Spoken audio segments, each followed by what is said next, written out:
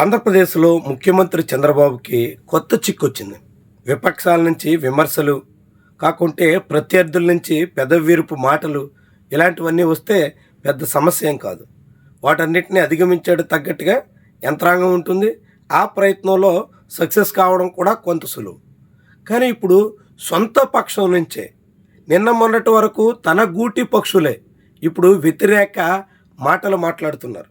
తీవ్రమైన విమర్శలు గుప్పిస్తున్నారు. చంద్రబాబు అత్యంత ఫెయిల్డ్ ముఖ్యమంత్రి అన్నట్టుగా చిత్రీకరించే ప్రయత్నంలో ఉన్నారు. దాంతో ఇప్పుడు ఇది కూటమి ప్రభుత్వ అధినేతకి ఏమాత్రం రుచించట్లేదు. ముఖ్యంగా ఏబి వెంకటేశ్వరరావు, నల్లమోతు చక్రవర్తి లాంటి వాళ్ళు నిత్యం చేస్తున్నటువంటి విమర్శలతో చంద్రబాబు, ఆయన తనయుడు ఇద్దరు కుతకుతలాడిపోతున్నట్టు కనిపిస్తుంది.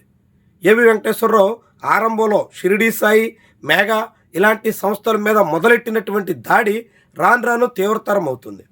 ఇటీవల 22A ల్యాండ్స్ పేరుతో ఆయన చాలా పెద్ద స్థాయిలో విరుచుకుపడ్డారు.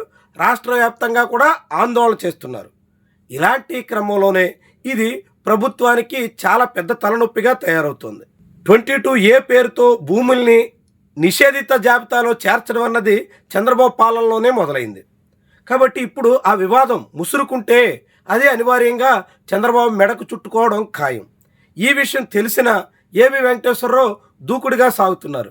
ఇప్పటికే నంద్యాల, శ్రీకాకుళం ఇలా జిల్లా కలెక్టరేట్ల ముందు కూడా ఆయన ఆందోళన నిర్వహించే స్థాయికి వెళ్ళారు. నంద్యాల జిల్లా కలెక్టర్ అయితే పూర్తిగా ముఖం చాటేశారు.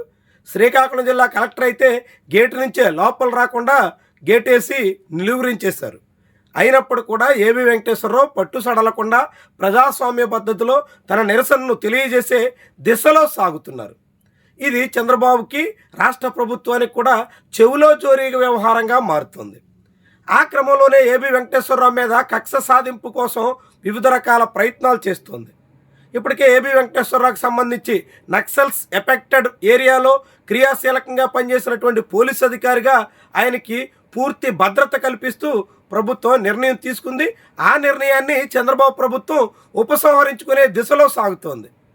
ఇటీవలే ఎస్కాట్ వాహనాన్ని తప్పించారు. ఆ తర్వాత సెక్యూరిటీ సిబ్బందిని తీసేశారు. చివరి అంకంగా ఆయన దగ్గర ఉన్నటువంటి వాహనాన్ని కూడా ప్రభుత్వానికి అప్పగించాలి అని కూడా ఆదేశించారు. దానికి ఏబి వెంకటేశ్వరరావు ససేమేరా అని చెప్పారు. అలాంటి ఆదేశాలు ఉంటే తనకు తెలియజేస్తే వాటిని బట్టి నేను అప్పగించే ప్రయత్నం చేస్తాను అంటూ పూనుకున్నారు. కానీ అలాంటి ఆదేశాలు ఏమీ లేవన్నట్టుగా ప్రభుత్వ యంత్రాంగం మాత్రం స్పందించట్లేదు. నేరుగా ఏబి వెంకటేశ్వరరావు డీజీపీకి ఫోన్ చేసినా ఆయన ఫోన్ లిఫ్ట్ చేయలేదని, మెసేజ్ చేసినా రిప్లై కూడా ఇవ్వలేదని ఆరోపిస్తున్నారు. ఈ తరుణంలో ఈ వ్యవహారం ముదురుతున్నట్టుగా కనిపిస్తోంది. కృష్ణా మిల్క్ యూనియన్, విజయ డైరీ చైర్మన్ చలసాన ఆంజనేయులు ఎపిసోడ్లో ఏబి వెంకటేశ్వరరావు ఐసీయూలో ఏపీ ఉంది అనేటువంటి తీరున కామెంట్ చేయడం ప్రభుత్వ పెద్దల్ని తీవ్రంగా కలిచివేసింది. అయినా కానీ ఏబి వెంకటేశ్వరరావుతో ఇప్పుడు డి అంటే డి అన్నట్టుగా ప్రభుత్వ పెద్దలు కూడా సాగుతున్నారు. ఈ వ్యవహారం ముదురుతుంది. ఇదే ఇప్పుడు కూటమిలో చాలా పెద్ద స్థాయికి చేరుతున్నటువంటి అంశంగా చెప్పాల్సి ఉంటుంది. వైఎస్ఆర్సీపీ విమర్శిస్తేనో కాకుంటే కమ్యూనిస్టులు ఇంకేదో తీరున విరుచుకుపడితేనో ప్రభుత్వం వాటన్నిటినీ ఖారరు చేయడానికి సమాయత్తమై ఉంటుంది.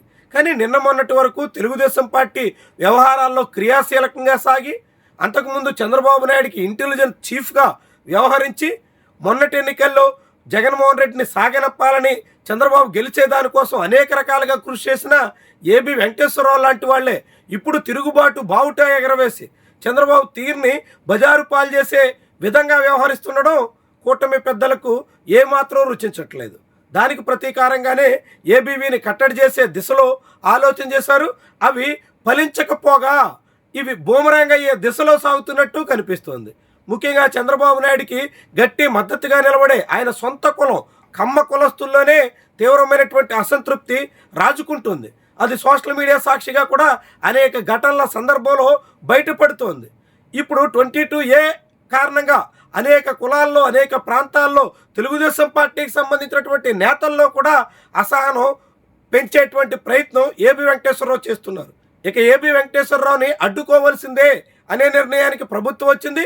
తాజాగా వాహనం తిరిగి ప్రభుత్వానికి అప్పగించకపోవడంతో ఆ వాహనానికి ఆయిల్ కొట్టకుండా అడ్డుకునే ప్రయత్నం చేసింది. నేరుగా బంకులో ఏబి వెంకటేశ్వరరావు వెహికల్ వెళ్ళినప్పుడు ఆయిల్ నిరాకరించడం ద్వారా ప్రభుత్వం సహాయ నిరాకరణకు పూనుకుంటున్నట్టుగా కనిపిస్తోంది. ఏబీవీని దారికి తెచ్చుకోవాలనే ఒత్తిడిలో ఉన్నట్టుగా కనిపిస్తోంది.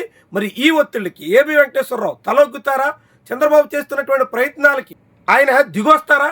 కాకుంటే ఎంతకైనా తెగించేదానికి, ఏ తీరునైనా ఎదుర్కోవడానికి, ఎలాంటి పరిస్థితినైనా సంసిద్ధుడై ఉండే దిశలో ఏబీ వెంకటేశ్వరరావు సాగుతారా?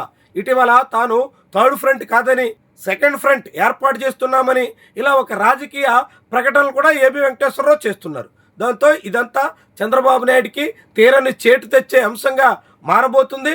అంతో ఎంతో కొంత మేర ఏబీ వెంకటేశ్వరరావు చీల్చే ఓట్లన్నీ చంద్రబాబు నాయుడికి చేరాల్సినటువంటివే కాబట్టి అలా ఏబీవీ ద్వారా పెరుగుతున్నటువంటి వ్యతిరేకతతో చంద్రబాబుకి చిక్కులు మరింతగా పెరుగుతున్నట్టు కనిపిస్తోంది. ఒకవైపు జగన్ దూకుడు, మరొక వైపు ఏబీవీ లాంటి వాళ్ళ ఇంటి పోరు, ఇవన్నీ ఇప్పుడు కూటమిని చంద్రబాబుని తీవ్రంగా సతమతం చేసే దిశలో ఉన్నాయని మాత్రం మనం చెప్పక తప్పదు.